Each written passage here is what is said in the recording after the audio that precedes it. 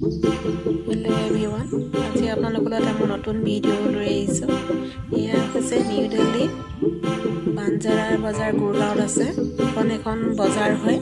ইয়াৰ মানে যিসকলে অঘৰী মানুহ ঘৰ দুৱাৰ নাই তেওঁলোকৰ ফ্যামিলি বিলাকে এখন বজাৰ মানে দিয়ে।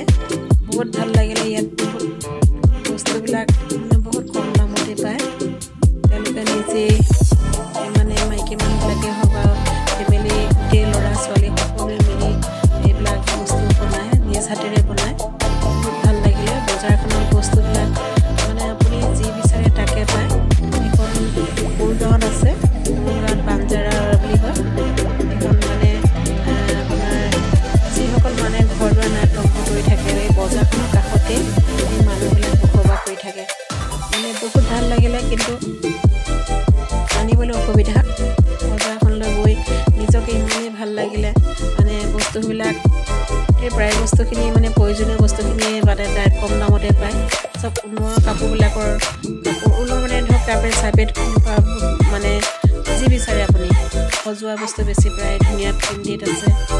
বহুত ভাল লাগিলে বজাৰখনত।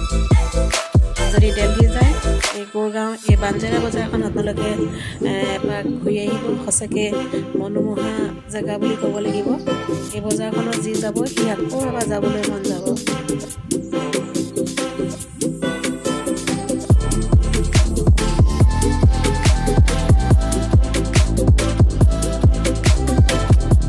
বহুত ভিৰ হয়। মাঘ ফাগুনমহীয়া অকণমান ৰাস্তাটো ধূলি হয়, মানে খৰাং হ'লে অকণমান বেছি ধূলি হয়। আমি যাওঁতে তেতিয়াও ইমান ৰাস্তাটো অকণমান ধূলি হৈ আছিলে, কিন্তু ইমান হেৰিয়াৰ ভিৰৰ মাজত কোনো মানে অসুবিধা নাপালোঁ। ভাল লাগিলে। আপোনালোকে পাৰে যদি এপাক যাব।